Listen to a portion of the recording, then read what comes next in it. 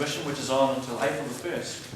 And it's an exhibition by Mr. Jeremy Diggle over there, who is here tonight to have a bit of a conversation with Mr. Adrian Currie from the Victoria University Department of Philosophy. Now, if things get a bit ugly, it'll be moderated by Mr. David Cross from Massey University. But I'm sure it's going to be very civilised. So the topic is, do art and science tell the same story? And the publication for this was something Jeremy said to me when we were talking about the show before it went in. And he made the statement that all the answers to the big questions lie within us.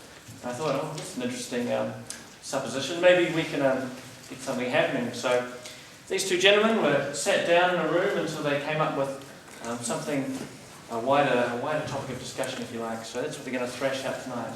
Do art and science tell the same story? Well, gentlemen, over to you. Thanks very much, Mark. Welcome, everybody. I'd just like to put a little bit more flesh on the bone in terms of our introductions. And so I'd like to begin by introducing Jeremy Diggle, who is a British-born artist who's currently head of the Massey University School of Fine Arts in Wellington. And his artistic career started in the late 70s as a painter, performance artist and video maker. In 2010, Diggle is now well known as an artist and storyteller who experiments with visual language in order to create complex narrative compositions. And obviously, as Mark just said, we are very fortunate to be able to bounce off this discussion tonight with Jeremy's show Narvik's Complaint, which is on next door. And I hope most of you have had a chance to sort of soak up some of the ideas that are operating in that project. And to my right is Adam Currie, and I've enjoyed having a chat with Adam. Adrian, why did I do that? That's right, I was Andrew really, actually. We went from Andrew to Andy to Adrian to Adam. It's due to mumbling. Yes. It's a sort of an artistic thing, Adrian. We're very slippery in our personas, so just bear with us on this. Get used to us arty types. Now, Adrian is a PhD candidate for the Research School of Social Sciences at ANU, and he's just about to begin that PhD, which is very exciting. He recently completed his master's thesis at Victoria University of Wellington, specialising in the philosophy of biology. And Currie says he's primarily interested in the philosophy of science, particularly the status of scientific explanation and the interests in inferential structures employed in the so-called historical sciences. So we have a couple of very interesting and at the same time diverse practitioners, researchers sitting here on stage. Now, to begin with, do art and science tell the same story? It is a very hoary chestnut, this particular topic. And I think it's particularly a Mark Williams initiative. There's something slightly annoying and unnerving in the proposition that he's proposed. In terms of the terms of tonight, I don't have a set of formal questions, so I'm not going to play my usual Michael Parkinson role necessarily.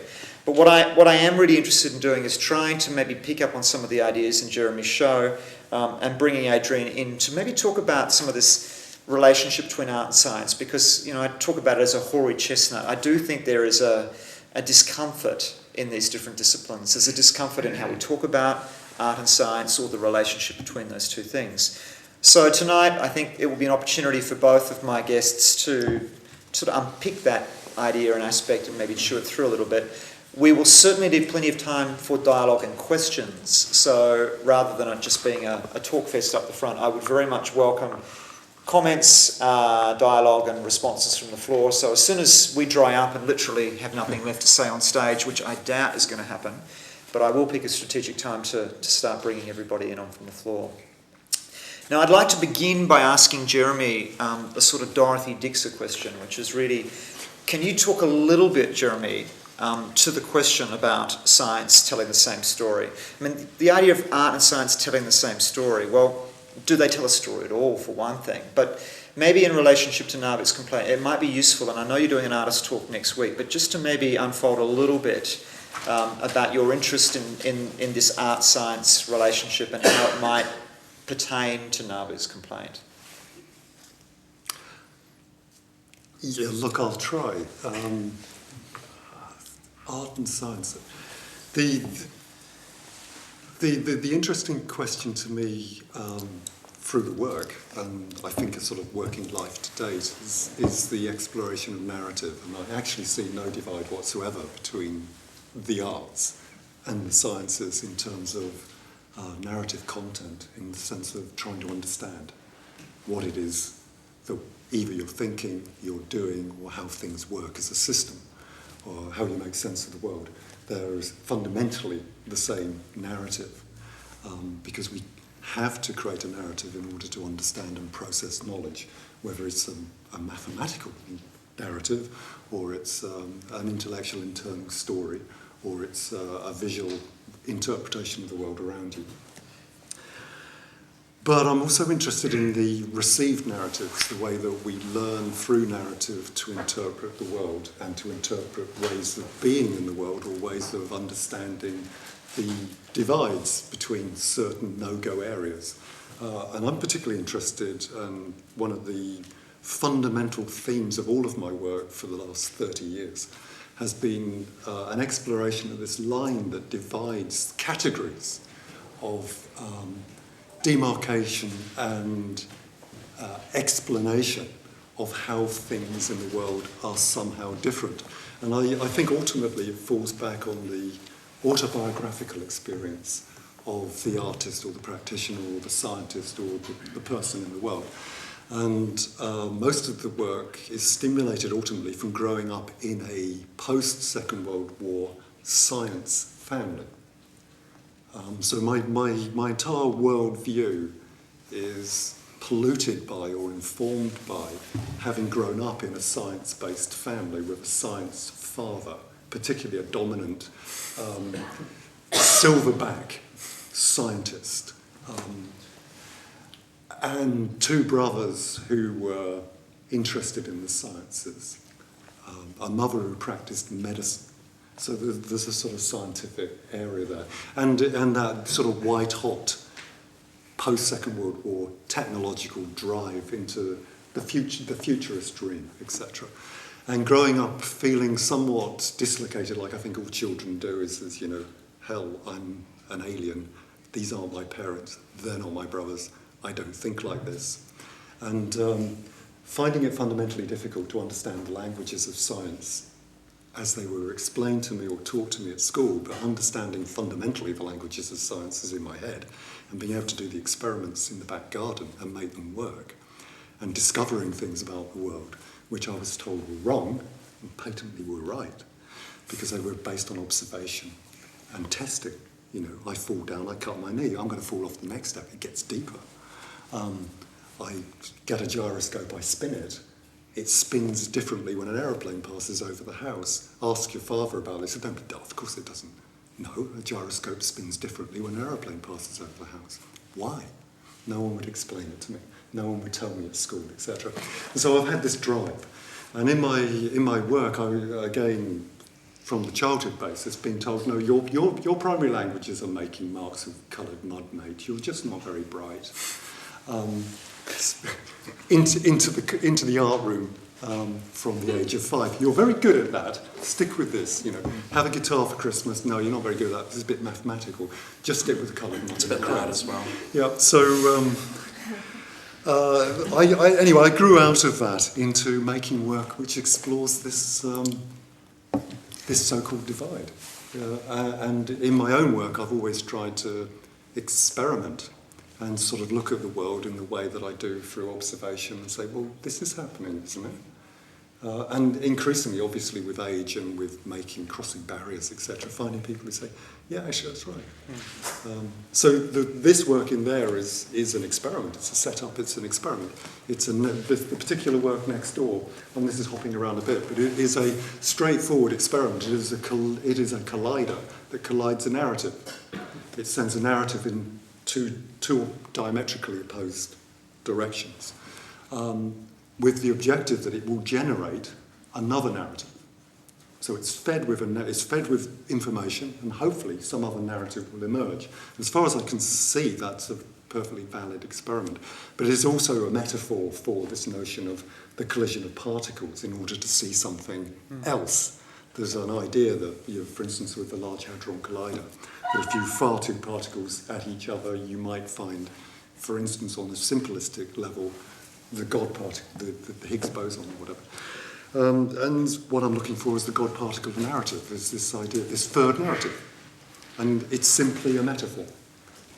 if you can send particles in opposite directions and collide them, can you collide a narrative? Right. No, So there's a lot of things. starting point. A lot of things I want to try and unpack from what you've just said. So one thing you said was that science and art are the same in the sense that both involve narratives. I agree. I very strongly agree that, I don't think either necessarily need to involve narratives, but it's certainly the case that if I want a scientific explanation of, say, what happens when I drink this beer in front of me, what gets unpacked is something like a narrative, right? I'm sort of saying, well, there's a story about what happens when I sort of imbue the liquid and as that goes through my body and how that affects the various parts. So there's certainly a sort of similarity in terms of narrative.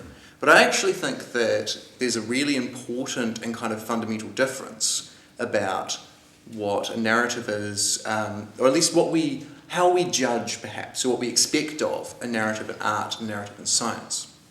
So let's take kind of two possible narratives in science. So I'll talk a little bit about quantum mechanics. If there are any physicists and I'm wrong, just kind of throw something at me and explain it to me. So in quantum mechanics, once we've got kind of fancy enough equipment so we can look close enough, there's this kind of weird things start happening. So electrons, for instance, appear to be able to be in two places at the same time.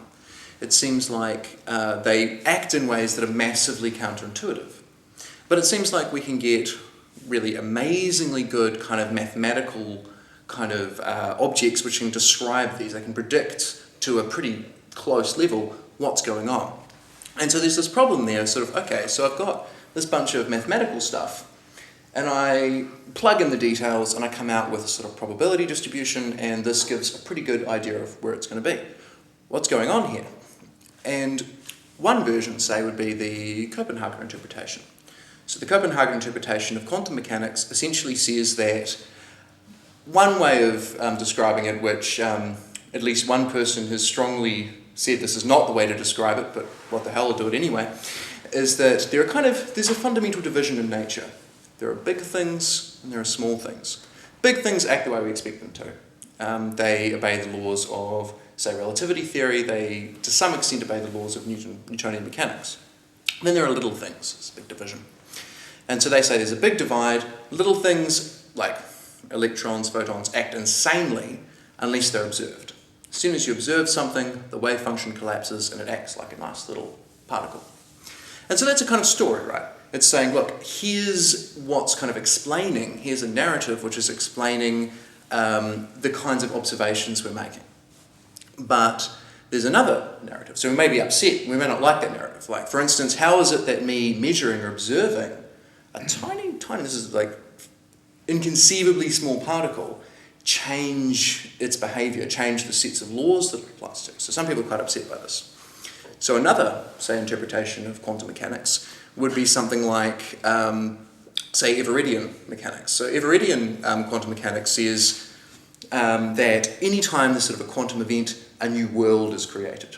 And so as kind of quantum events happen, we've got these literally new parallel universes. So since this conversation started, there's been kind of, not infinite, but an immeasurably large number of physically real worlds have kind of spawned off.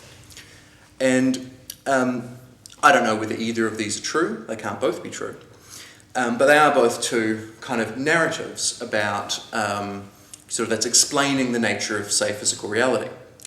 But notice that the way that we sort of look at these narratives is quite different to the way we look at a narrative in art.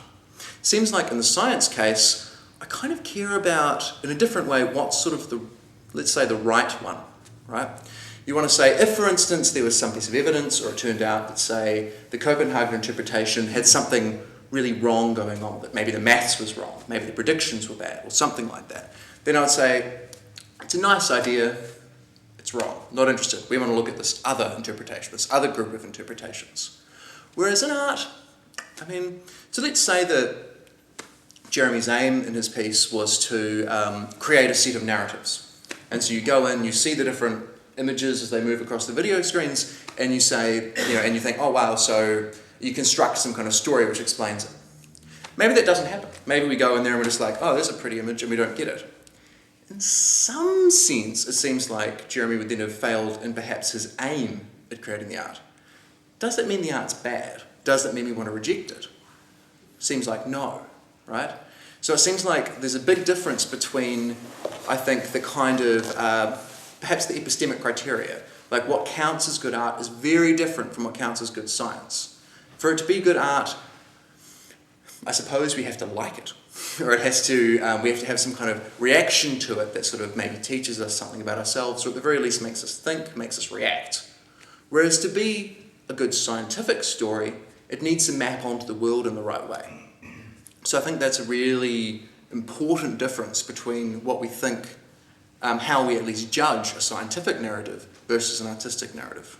So what does that mean, mapping onto the world in the right way? What does that mean? Mapping onto the world in the right way, I suppose I'm assuming that there's this physical world out there.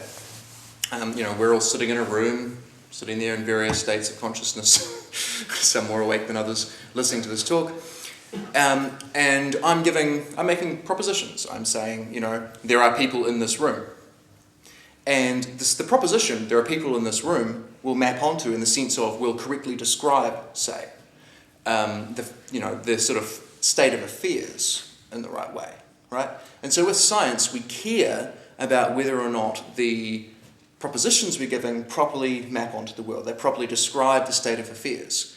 Whereas with art, that's not really what we're interested in. And I don't mean that disparagingly. It may have sounded so. I just want to dig down on that word properly. What does that mean? Because I think the interesting thing, we could shuffle around terms all night here and try and get on a common terrain, but a word like properly seems a very loaded word. What does that mean to you? Properly. Okay, well, a good question. There's lots of ways we could kind of unpack that in terms of saying properly. I mean, I could just say it was a primitive notion and just say, look, you know what I mean, shut up.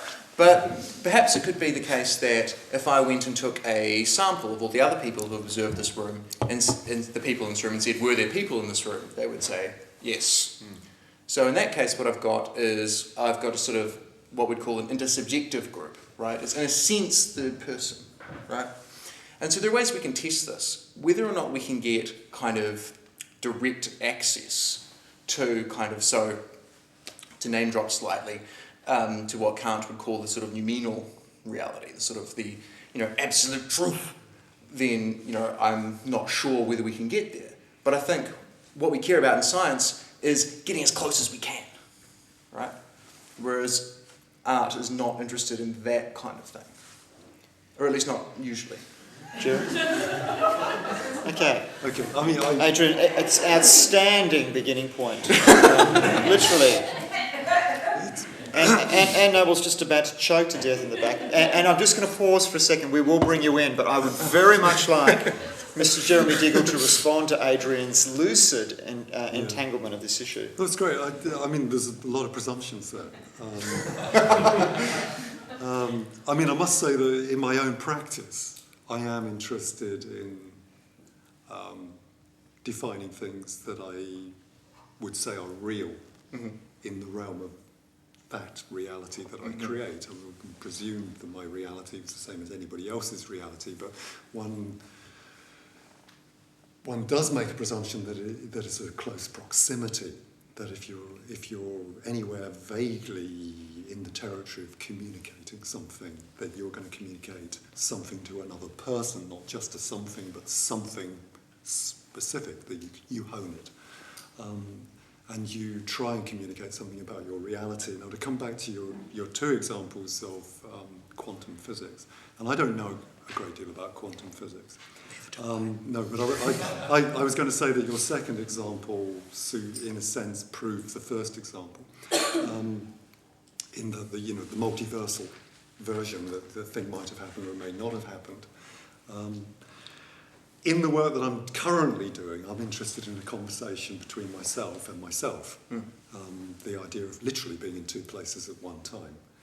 And the idea that, I think Narvik's complaint is, you can't be in two places at one time, which seems to be patently obvious, that you can't actually be in two places at one time from the human experience of reality, unless you're taking copious amounts of drugs or wine or whatever.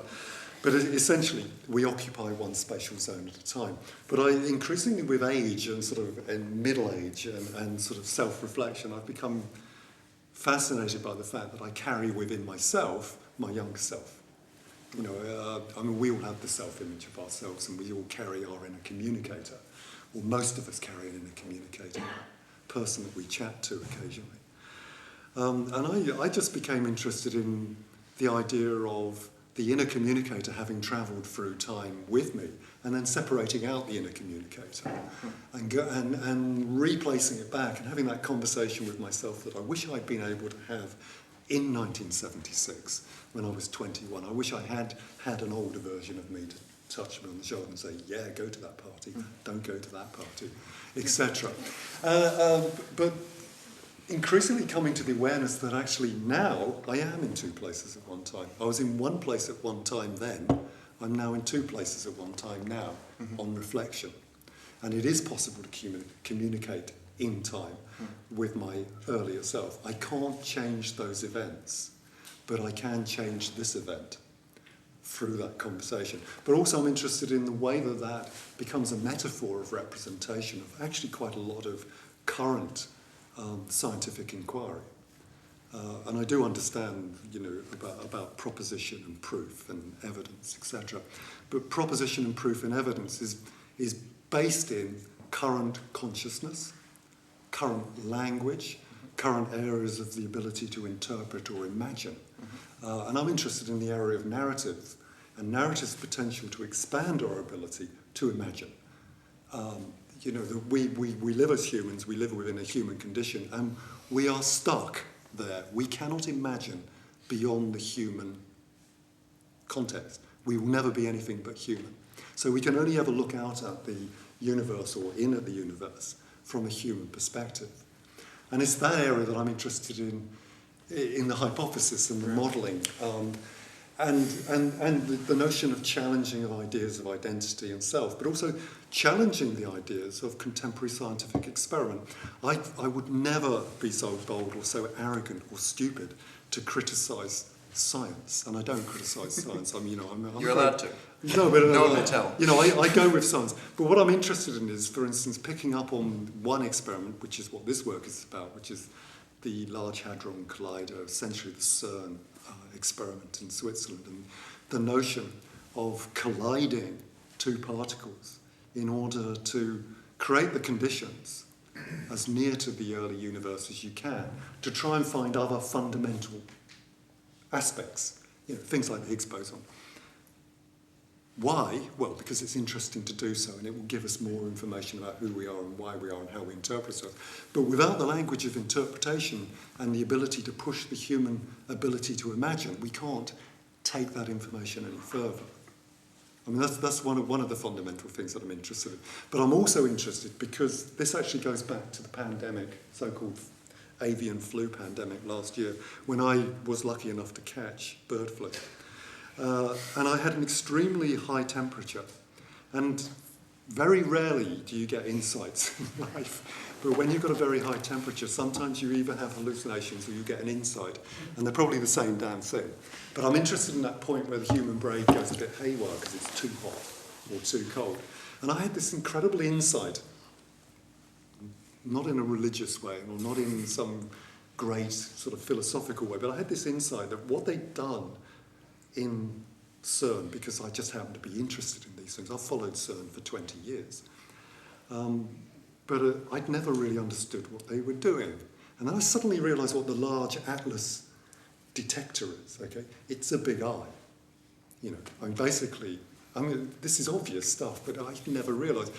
They've built a very big eye to see the very, very smallest thing known in the universe, or that can be imagined in the universe, the Higgs boson, and other particles. So they built this huge mechanical eye. And I suddenly, in this haze of temperature, thought, why didn't they build a really, really, really, really small eye? If you're going to look at something very, very tiny, why don't you build something very, very, very tiny? There's a contradiction in building a massive eye to see something very small. Can I explain mine? Because there is an answer to that. But it is a cool thought. I know there's an answer to that, but that's what I became fascinated with. was this idea of, the human imagination drives us to build a large machine to see something very small, rather than driving ourselves to make something very, very small to see something that's bigger than it. Good. To see it with clarity. Yeah, so one thing, there's a couple of things... But I'll come back, because the thought goes further than that, but I'll come back to Okay, that. good. So there's a couple of things I want to pick up on. First off, I like the example of being in kind of a high-temperatured state. So for instance, Wallace, the co-discoverer of evolution, came up with the idea of natural selection after, I think, contracting malaria. And kind of was lying in this state and kind of suddenly came up with it. So yeah, absolutely, like where these kinds of ideas can come from, those sorts of inspirations can be very helpful. In terms of what you're saying about the relationship between the art piece you've got and sort of personal identity and how this relates to the sorts of things they're doing at CERN, I suppose all I really want to re-emphasize is the metaphorical nature of that. So I think it's really important when we're thinking about the sorts of things they're doing with quantum mechanics to be aware of that what they're saying is not that, you're in two places at the same time in the sense that there's a video of you and you're looking at the video of you or you're having some kind of dialogue with it. They mean literally that you as in you right now and you as in you right now, say, sitting in the audience, are in the same place at the same time, which is kind of different, but metaphorically, absolutely. You want to say something? I just wanted to pause for editorializing. Good. I want to put something to these two, because I'm the patsy here, just as much as the audience is. Am I right in saying, Jeremy and Adrian, that the narrative, as you understand it, Jeremy, your interest in the narrative is as a mechanism to unfold imaginary possibility, and Adrian, your interest in the narrative is a mechanism to reveal truth? Could you maybe... Yeah, you go with that. Okay, good. So here's one way of understanding what they're doing at CERN. So one thing that we're trying to do is we're trying to understand how the universe came to be.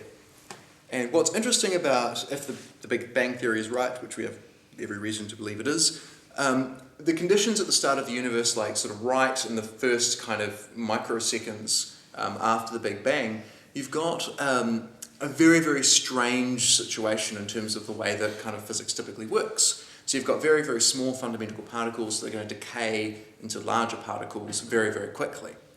And in order to kind of, I guess, test, in order to find out whether these mathematical models we're creating of these and these theorizings we're doing are correct, we need to, in some sense, recreate those initial conditions. And so what they're doing at CERN is effectively creating an environment which is in some sense similar to the beginning of the universe. So the idea is the universe at first was very, very small and very, very hot. So what they're doing is effectively getting very small particles. This is why you need a giant machine to do it, because the amount of power that's required in order to generate the sorts of the conditions at the start of the universe are immense. So you can't just use a small thing to do it. You need a giant, giant thing.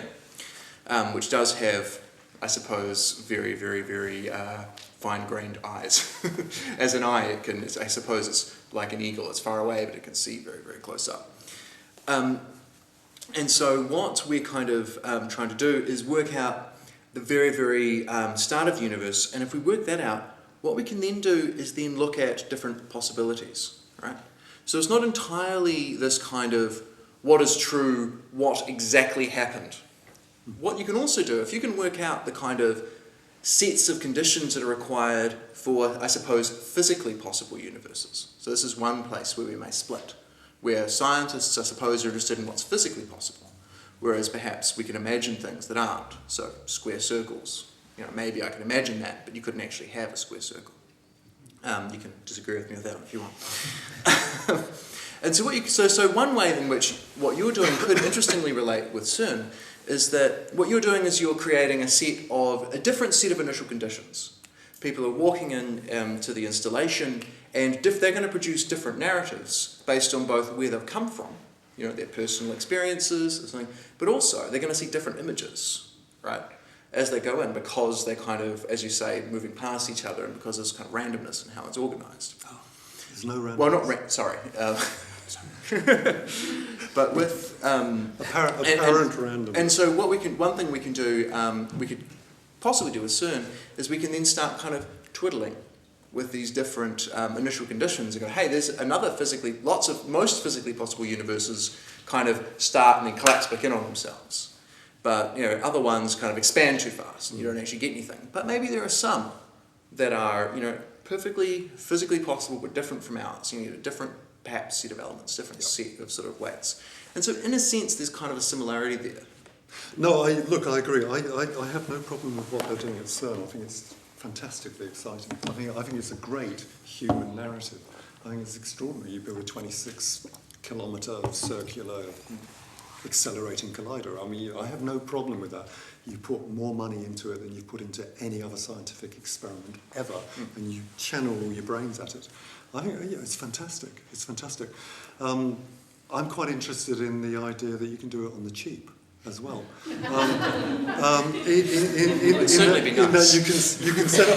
You can set up the conditions in a number of different ways. I mean, of course, you can't see a Higgs boson by setting up 20 digital picture frames and sticking 20,000 images into a sequencer.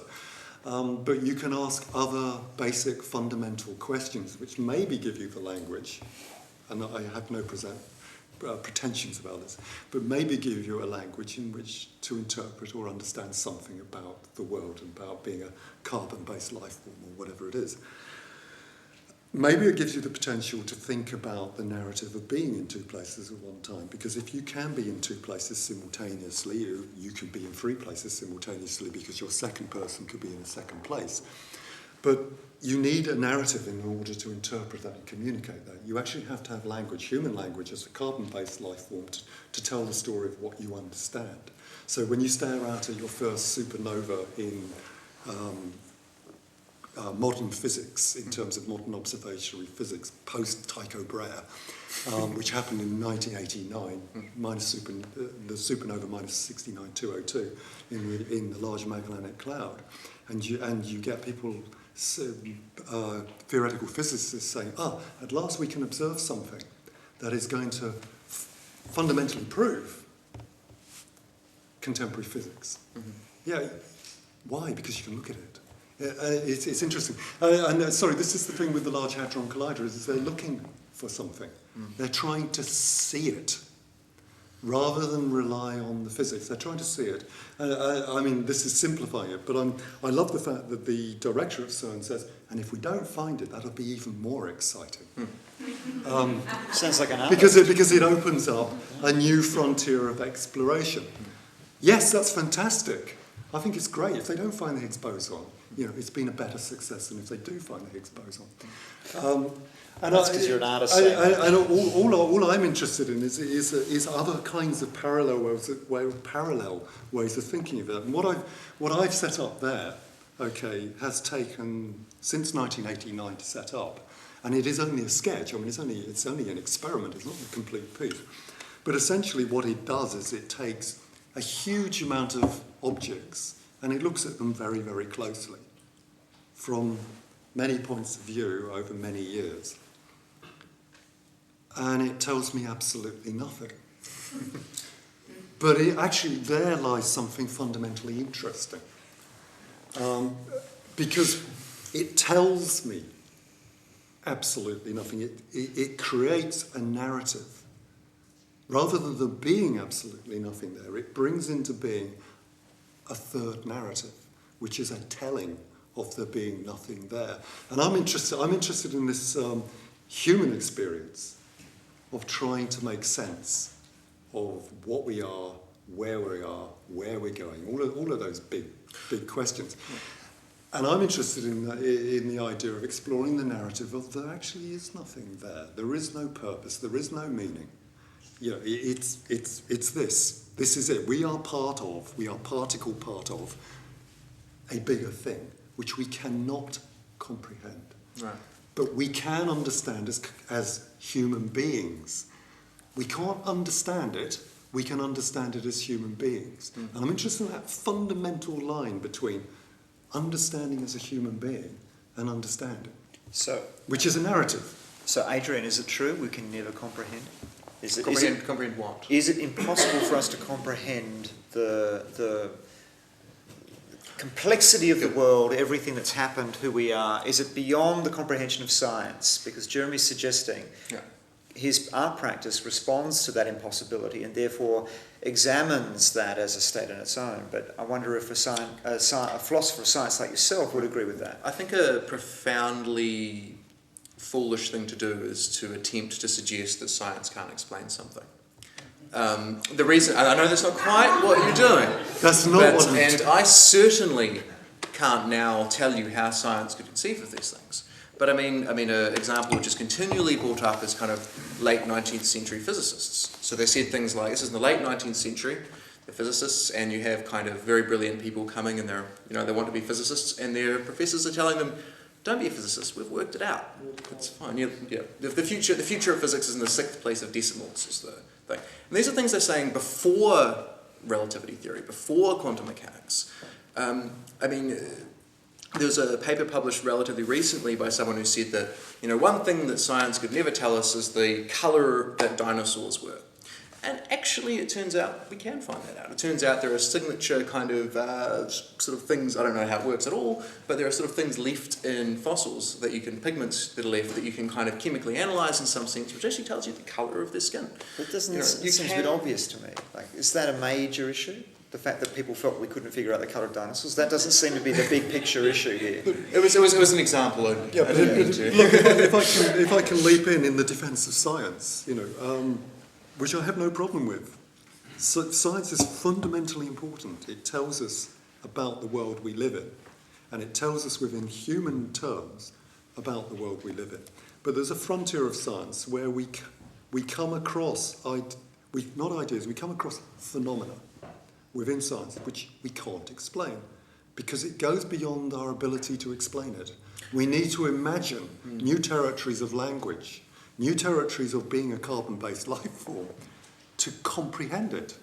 And I'm just interested in that area of conceiving of a way of imagining, of bringing into being moments of becoming, of knowledge that enable you to tell the narrative of something that is so fundamentally beyond the ability to imagine, to think. And we are into that territory in many areas of science. We are into the territory of scientists saying, quite rightly, we need to start to look at our new languages of interpretation. We need to look at new alliances with, science, with the arts. We need to look at new ideas of visualization so that we can understand it. I need to see it in order to find a language to interpret it. And which is great. There's a whole new territory of conceptual modelling around visualization. But what I'm interested in is when you get to the point of expiry, you can't go beyond that. Right. So what's interesting about what you've just said is you've just described the history of science, right? The history of science is people going, how can we possibly explain electricity? It's beyond the scope of human, we can't do it.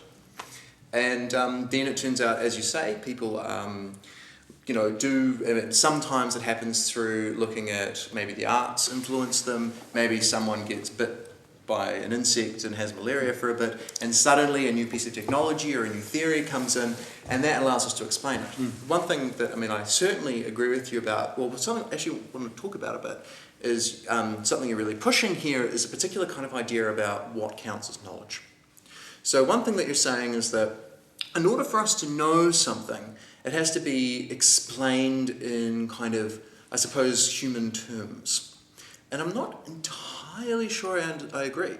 So for instance, a lot of the work I do involves looking at people who are interested in computer modelling. So what they do is they say, okay, so I'm interested in how, say, in a biological example, I'm interested in how a particular trait becomes predominant in the population. What you do is you get up a set of variables. Maybe you've programmed the computer. You've set that up. You then go click, and the computer goes and runs through a whole bunch of stuff, and it comes out with an answer. Now, you don't have the kind of cognitive nuance to sit down with a piece of paper and go and work through this thing. One thing, it would take 10,000 years. Second thing, it's not even clear that you actually have the brain to do this. Do we have knowledge there? And I'm inclined to say yes. in terms of understanding, maybe we don't have understanding as strongly, perhaps, as we would about other things. But I mean... I have no doubt you have knowledge there. You still have to be able to speak its language to understand it, which is the area I'm interested in. Of course, we need machines, we need technology, we need science in order to prove, disprove, etc., or to run equations that you can't sit, as you say, for 10,000 years writing out an equation when you can run it for 3 hours on a Cray supercomputer. Of course you create a Cray supercomputer, or you create artificial intelligence to do it, but you still have to be at the point at which you can interpret that information. And all I'm interested in, and I don't have a problem with art science. I see no problem in the divide. It's not an issue for me. If I come back to the work that I'm doing, I mean, I'm interested in those aspects in the work of something, for instance, popping up in the making of the work, which was unexpected. One of many thousands of unexpected things through making the work, which was a reflective narrative, this notion of a communication with myself, etc. And sitting, playing darts for 4 years, arranging 4,000 objects in a room before I even started the piece of work, was coming up with the notion as well, God, actually, if on October the 22nd, 1976, I hadn't gone to that party dressed as a horse, everything would be different. As is every other argument. There's lots of art that deals with this multi choice. But I'm really interested in the fact that I can't change that. But how do I understand that? Because that has fundamentally changed not only everything for me, but everything for everybody in a minor way. But I'm interested in that as a metaphor for the interpretation of knowledge and the generation of narrative. And as I say, I keep coming back to this narrative, the notion that we keep pursuing narrative as a form of understanding, of interpretation. Now, I've worked extensively with the oral tradition. I'm a storyteller. Okay, so I'm interested in how do we tell the story? Because once you take the ability to describe or understand things in the world or in the observable universe, and the observable universe gets greater, once you go beyond the scope of being able to tell it, you lose it. You can't go beyond that point. I'm interested in that point. Yep. And actually, I'm interested in this idea of two places at one time. You know, the classic conundrum of quantum physics, because it's a story. It's explained. You're in two places at one time, or you stick. The cat is dead. The cat is alive. You know, the cat is in the box. The cat is in the box, etc. All of those conundrums.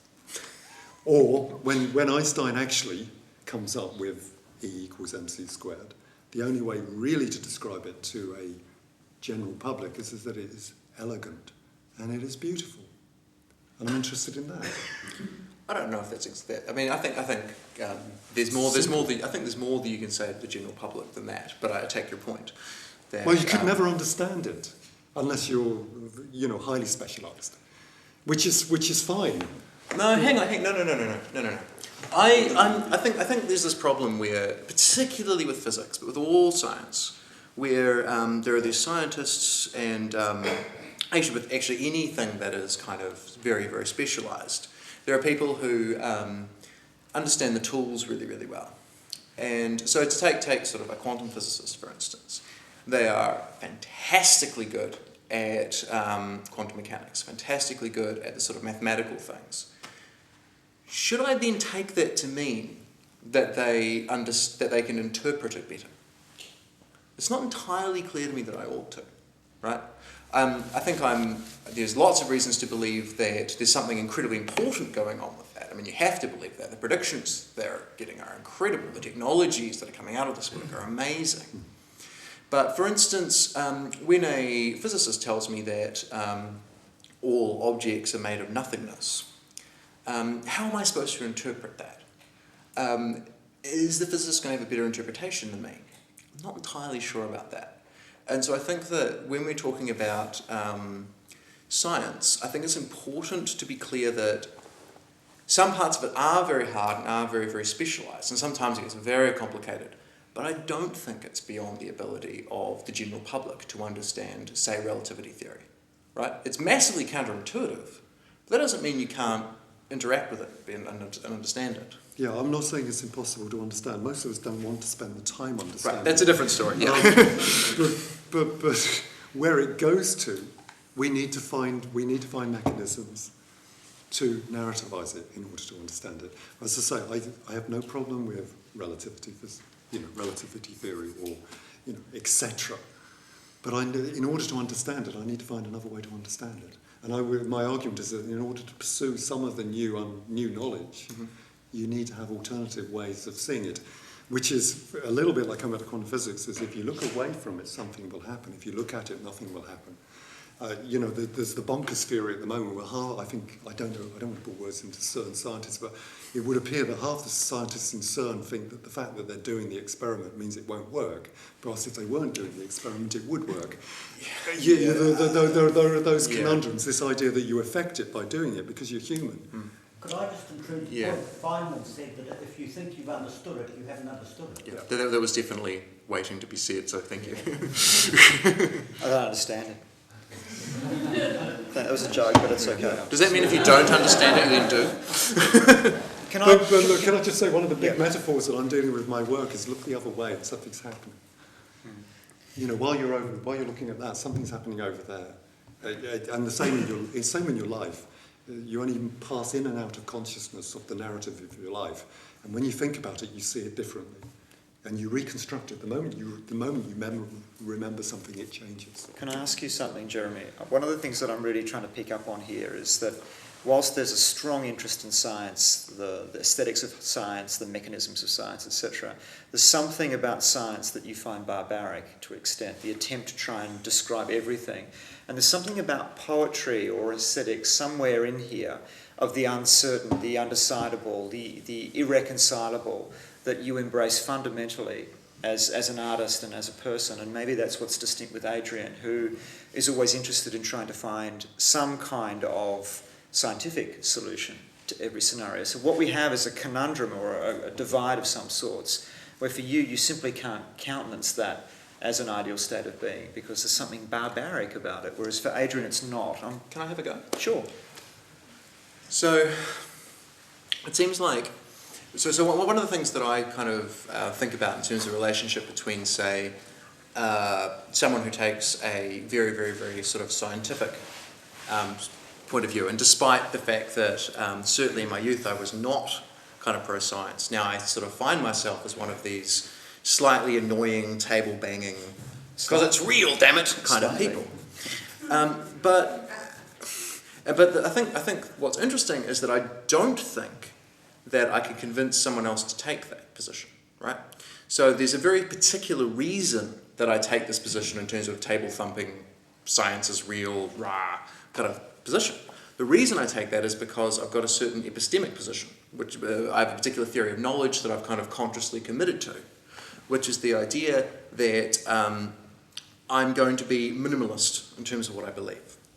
I'm going to believe those things that it seems like I have the best reason to believe. I'm going to be very what you'd call parsimonious. So I'm only going to believe something if someone really makes me do it. Now that's a value judgment, right? I've decided, in my case consciously, I've decided for myself that I'm going to choose that there's this particular set of kind of virtues that I'm going to commit to, and that's a value system. And I don't think I can talk. I don't think I ought to be able to convince someone who doesn't take that. So if you're not interested in truth in the sense that I mean it, then it's not like I can sort of say, well, you ought to believe that.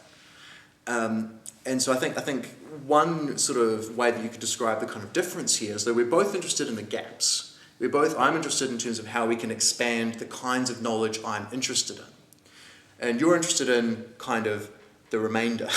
You're interested in closing the gaps. Jeremy's interested in keeping the gaps open and thinking them through. Am I right in saying that, Jeremy? I don't know. I mean, I genuinely don't know. I don't have a barbaric viewpoint of science. I mean, I'm fascinated. I'm genuinely fascinated by science. Some of my best friends are scientists. No, I mean, I happen to know some scientists who are really interested, and are really interesting because they are interested in this barrier of knowledge, this idea of, well, let's look away and see it differently. And I use technology. I've used technology, and I understand technology from a scientific point of view, and I have practiced, sadly, confession in a scientific way. But what I'm fundamentally interested in, I think, correct, David, is that I'm interested in the gaps and sustaining those gaps. And I know that people are interested in closing those gaps. But I'm interested in keeping the gaps open as long as possible, because I feel that we fall into the trap of believing that we've arrived at the correct interpretation too quickly quite often, without stepping aside and seeing it from another point of view. And I am seriously interested in other ways of exploring, other focuses for inquiry, i.e., I think it's incredibly important to understand the fundamental principles of the universe, etc. But I'm also interested in that it's fundamentally important to understand consciousness theory. It's important to understand what it is that makes us make a coloured mark and reflect on it, reflective practice, without necessarily believing that psychoanalysis is the root or whatever, or that it's a sort of motor action, or that there's a set of chemicals taking place. Of course there's a set of chemical reactions taking place. But I'm interested in other possibilities of understanding and finding words for describing that, or images. But also bringing imagery into being that didn't previously exist, by looking at the gaps between objects. Here's an interesting kind of thing that seems to come from what you've said. So let's look at gaps that have been closed. So for instance, I think I mentioned electricity earlier. So 100 years ago, electricity, maybe longer than that, maybe someone can explain this to me, I don't know it very well. Electricity was, for all intents and purposes, magic. We had no idea what was going on, and there was this freedom, right? I was able to look at something sparking and go, wow, I mean, maybe there's a little monster in there that's creating that, maybe God's doing it, maybe there's some kind of story about why that happens. And now, I mean, you can say that if you want, you could tell a kind of quite nice, interesting, wonderful, fanciful story about it, but at the end of the day it's going to be only that, a fanciful story. And so do you think that we lost something when we filled that gap? No. So if we fill the further gaps, are we losing something? No. So why do you want to keep them? No, you keep the gaps open as well. It's simply another form of experimentation, another form of language. I don't think there's a problem, you see.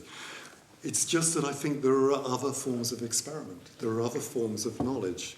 There are other ways of inquiring. That's all it is. It's about the development of language, the pushing of the barriers of imagination to extend the ability to understand. But I keep going back to this point, without repeating myself endlessly, is that I'm actually really interested in the limit, the barrier, the point at which we can't assimilate more information, or we have more information than we can actually cope with. And at then the moment, what? or for all time? For all time, when we are limited to a certain, not in a kind of, oh God, we're limited, therefore we better create God.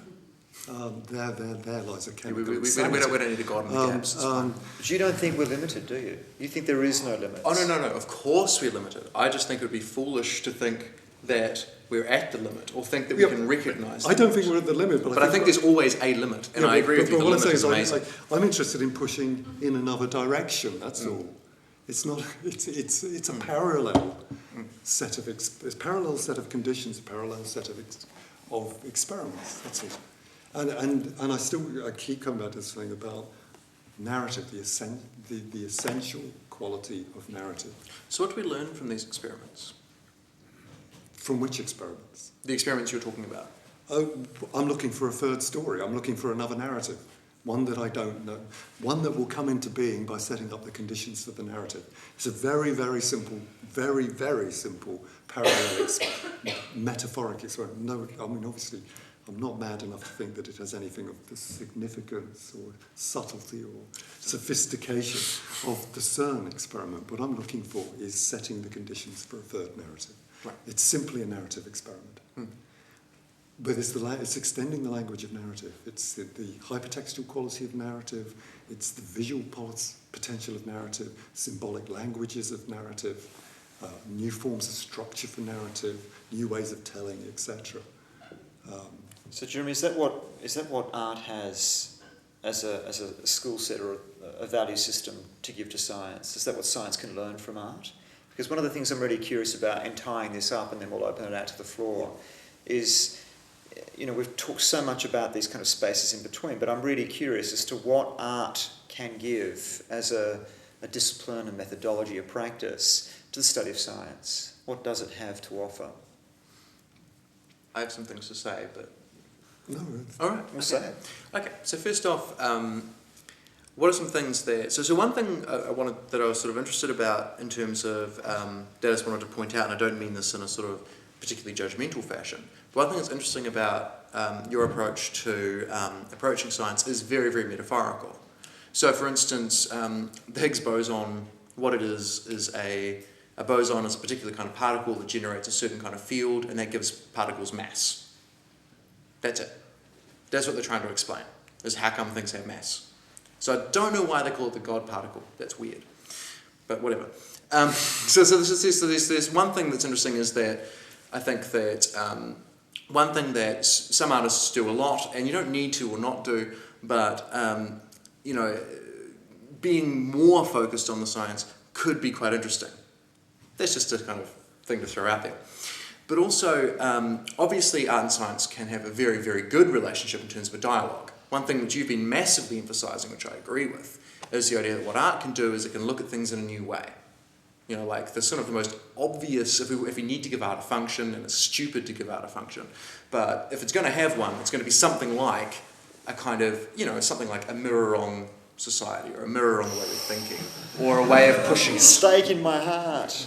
Awful. Isn't it though? Isn't it though? No, absolutely not. Go for it. It is. The idea that art's some sort of mirror is a kind of dated 60s, 70s idea. Excellent. Art is a constitutive activity. It doesn't reflect anything. Mirrors reflect, art does not reflect. What does it do then?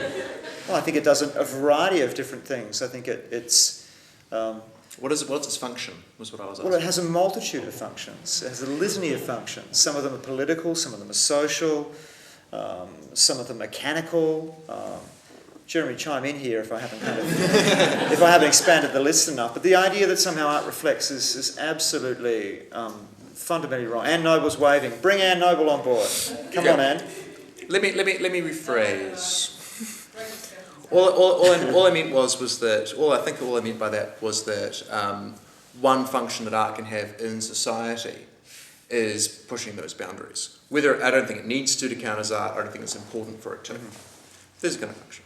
And so the way that art, because I'm talking about here how art can relate to science, right? And one way that art can relate to science is, so let's take, say, Jules Verne. He's writing what amounts to science fiction, and maybe this can be a way of kind of providing inspiration, providing new ways of looking, new ways of seeing, new eyes that we can then use to present. Science can obviously feed into art in terms of ways, I mean, quantum mechanics is ridiculously fed into art. What you've done is an example of science feeding into art, but also provides important technologies, right? You can't do a painting until someone's figured out how to kind of get ochre in the right way so that you've got something to paint with. So it can happen the other way around, but... You can paint before you have something to paint with? Yeah. Expand. Well, because by doing it, you define what painting is. It comes into being by the process of the mark. Right. And then becomes painting. So the discoveries can be made fundamentally the other direction as well. I mean, which is partly also what I'm interested in is that it is possible to discover in the same realm as science through the practice of art. But it's also possible to take the technologies and the science and to use it in another way, to come at an experiment in a completely different direction. It's not science, but it is the generation of knowledge. It is the generation of understanding. And therefore, I mean, it's not in competition. No. But it is incredibly interesting that we're now in a phase of rapidly expanding access to scientific technology, byproducts of science. But the technologies of science, it's possible to actually take the equipment of scientific research and use it for different kinds of research. You can actually get your hands on a perfectly valid set of high-end scientific tools and use them differently. That's really interesting. I mean, it may be the sort of caveman at the gates of some great Greek temple with his coloured mud. Right. But actually, something happens there. Something's really interesting. But something might arise out of the way of artistic inquiry that finds something new, finds something else. So I don't think there's a conflict. I think, in fact, there's a convergence. I mean, I'm actually incredibly interested in convergence. Yep. As we converge. Good time. Folks, this is like chairing a session at Wimbledon in the final. I feel like my neck's just going like this the whole time. It's a very lively discussion, but I'm very conscious that we've already moved well beyond our time sphere, and I'm very keen to draw audience questions and responses into the dialogue. So please, can I put it out to you to pick up on any of the ideas or thoughts that Adrian or Jeremy have been putting out? Yeah. I just wanted to comment back for the nature of science, because I know that art was kind of, to an extent, put under the microscope, but science wasn't really examined in that sense. And I think we're overstating what science actually is and what it has the capacity to do. You're saying that, when you talk about the word proper. Sorry, the word? The word proper, it has a proper interface with reality. Mm-hmm. One of the things that you touched on, but didn't quite make it into the fore of the conversation, was the notion of predictive significance and potency of science. And in that sense, basically, to say that we can't explain something with science is actually kind of a misnomer, because you can explain anything, you just might do it really badly. And in that sense, energy doesn't exist as such. It's just something that possesses a certain amount of predictive significance. Because we can then say something about how far a car is going to run, that feeds into this multivariate model of our understanding of the world. Mm-hmm. But that's not to say that the model is the world.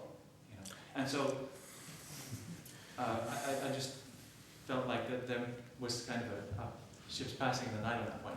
Yep. Science isn't reality, and while scientific totalists believe that it is, scientists, when they're doing their job properly, won't try and make that claim.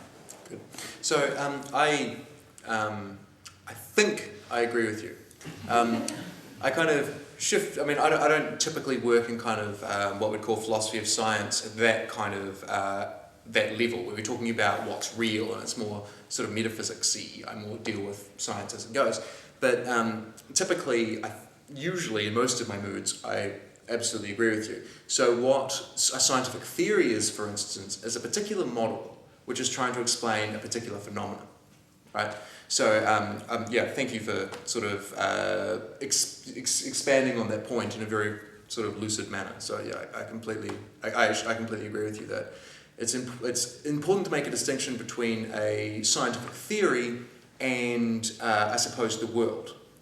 But I think we can tell, of course, how we judge a scientific theory is how it maps onto the world, which you would describe, what you've said, as kind of its predictive potency, or maybe even its explanatory potency, how well it explains these things. So I'm certainly not saying that a scientific theory is the world. Maybe it's a representation of it, but it's not the world itself. So thank you. Thanks.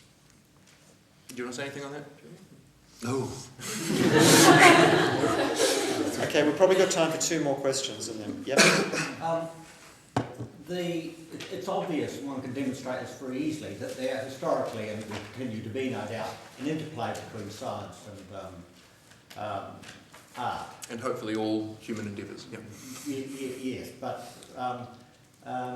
I don't actually think that the idea that they tell the same story is actually an interesting one, because the answer's obvious. But that's not the point I want to make. This idea of a narrative or story, which is the central notion that you've been debating, I think that there are, while there are lots of stories that can be developed through appeals to science, science explains certain phenomena, basic scientific principles. There are lots of bits of science, it seems to me, aren't in themselves narratives. Schrodinger's equation is not a narrative, it's not a story. You can appeal to it in making up stories, constructing stories, but it's only a story, it's only a narrative in a very artificial sort of way. And it seems to me there's a lot of art which is not narrative, except in a very artificial way. Albert's homage to the squares, he would be horrified if you suggested that they're narratives, except in a sort of art historical debate. And that's not about the art itself. That's that's not characterising the art itself. It doesn't actually. Part of the point was it wasn't supposed to have a narrative that you could draw out of it. It seems to me that there are only some bits of science that tell stories, and there are only some bits of art that tell stories. And that's a further reason why the question is not a very well perceived or useful one. Very good. He's bagging your question, Mark. Yeah, He's bagging it. To be fair, I actually came up with the name of the thing, so he's bagging me, not Mark. I think it's a very well-founded point. I think from what Jeremy's been saying in terms of the things he's interested in, there's an interesting question about whether or not for humans to really interact and kind of understand something in some sense, whether it needs to be put in narrative form or not is a question. But whether we want to say, for instance, E equals mc squared, it's not obvious why that's a narrative, right? So good point, I agree. We've got time for one more profound, exciting and interesting observation, and Noble is going to be the one The height that you put your hand up demonstrates how insightful it's going to be. I was waving my hand around a little bit very early on because of what appeared to be this, somehow what we arrive at so automatically is this divide, this great divide between art and science. And somehow, it's positional, that art exists here and science exists here, and somehow that always for me so misses the point. And that it's somehow about, science produces answers and art only produces questions. And to me, that is fundamentally two aspects of human curiosity that are so aligned that we forget that basically we are fundamentally curious and we share the desire to ask questions. Science doesn't have a prerogative and never should on the way that these are investigated or answered. And that art is the other side of the coin. It is fundamentally, I think, undervalued for its ability often to challenge the way science does address and answer questions. I think we forget, I love discovering some while ago that Newton, who was the founder of modern science, actually has 70% of his work hidden away in the Cambridge archives, which is alchemy. He was an alchemist for most of his life, which is based on a kind of this phenomenal sense of wonder about the nature too of how things work, but why we are here, the nature of being. And fundamentally, we've separated out the sense of the absurdity of inquiry and the wonder of, which is what art gives us. It's not going to give us answers, and why should it? Good. Actually, the thing that Newton thought he'd be most well known for is his theology. Interestingly, it wasn't his alchemy, it wasn't his science. He thought that his most important contribution to humanity was his work on the existence of God and that sort of thing. So that's kind of interesting. I pretty much agree with what you've said. I think that... but here's the idea. I think that, in my opinion, if you want to know about how to live your life, if you want to know about what gives you kind of meaning in some sense, in the way perhaps Jeremy was talking about at the very opening, then I'm not really sure that science, and I'm pretty damn sure that the kind of philosophy I do is not going to help you very much. But if you want to know, if, like me for instance, you're interested in kind of what's true in a table-banging kind of way, then science is the way to go. I don't think that I am more interested in science, but that, as I said earlier, is a value judgment. I don't think I can in any sense justifiably say that one is better than the other. I can merely say I'm more interested in one, and that may be to my loss. But I don't think that can exist without the other. And I think that possibly. Yep. There's a gap, a yawning gap that we must notice that there's this constant kind of call for how can science and art, how can they engage more productively?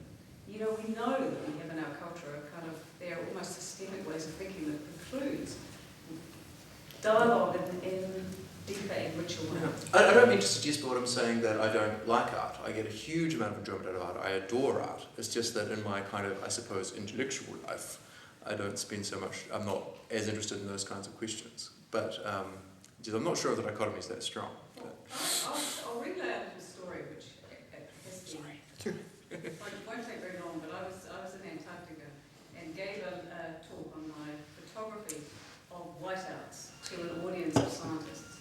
And the photographs were taken standing in whiteout when I couldn't see anything. And my interest was in the point in which kind of human perception founders. And when it is to do with narrative, when we are trying to define or create some kind of connection to place, where do those ideas come from? And what I had were pictures of very little. And for some reason, mysteriously, I engaged the interest of some of the world's top cosmologists who were busy with their telescopes, kind of absorbing information from the Big Bang, and had all this data that they were trying to visualize. And they were capturing pictures of what they described as the surface of the last scattering, the moment at which the opaque universe becomes transparent. And they were puzzling with the metaphor and the sense of which how we describe visually, or how we visualize these monumental notions that we have. And I went to their laboratory, and they had 5 brilliant Japanese computer experts, and they had come up with brown. Sorry, there you are. That might be a very apt moment to finish. We're getting a little bit too holding hands and singing Kumbaya towards the end. It's been such a lovely antagonistic sort of frictious sort of discussion. I've incredibly enjoyed sitting in the seat tonight, I have to tell you folks, and I would very much like you to put your hands together to thank our 2 speakers tonight.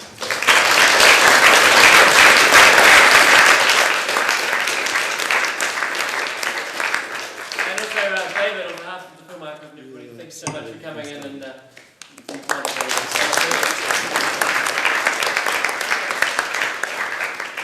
Nice one. Well done, Jim. Cheers.